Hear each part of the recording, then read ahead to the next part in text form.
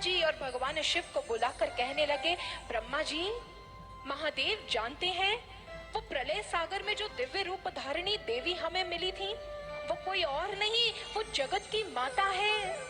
वो वही माता है जो हर बार प्रलय सागर में जब मैं नन्हे से शिशु के रूप में बेलपत्र पर स्थित हो जाता हूँ, मुझे चंवर डुलाती है, मेरी रक्षा करती है। मैं जान गया हूँ वो जगत जननी थी।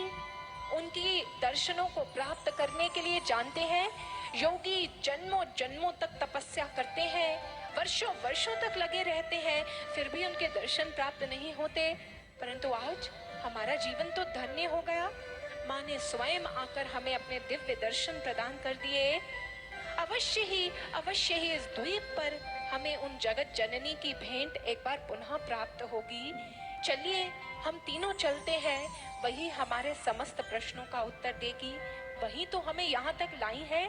अवश्य ही वो हमारी प्रतीक्षा कर रही है, हमें कुछ समझाना चाहती है, हमें कुछ बताना चाहती हैं। और आज तीनों अपने हाथ जोड़कर बढ़ चले उस द्वीप पर। जैसे जैसे आगे बढ़ रहे हैं, हृदय में प्रेम का स्पंदन प्रवाहित होने लगता है। आज हृदय में केवल और केवल मात्र श्रद्धा के भाव है। और चलते चलते जब उस स्थल पर पहुंचते हैं, वहां एक विशाल पलंग लगा है, रत्नों से वो जड़ित है और उस पर स्वयं जगत जननी आदि शक्ति अपने संपूर्ण श्री विग्रह के साथ स्थित है। दिव्य श्री विग्रह धारण किया है और उनके समक्ष असंख्य दासियां हैं, असंख्य देवियां हैं। कोई उन्हें चंवर डुला रहा है, कोई उनके केशों को संवार रहा है, कोई उनके पैरों में अलता लगा रही है।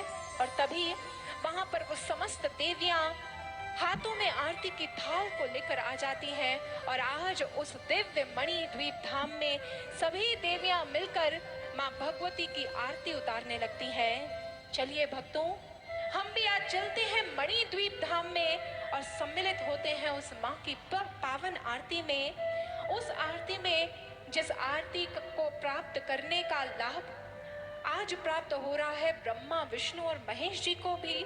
चलिए हम भी अपने संपूर्ण भाव माँ के चरणों में अर्पित करते हैं और माँ की आरती में सम्मिलित होते हैं।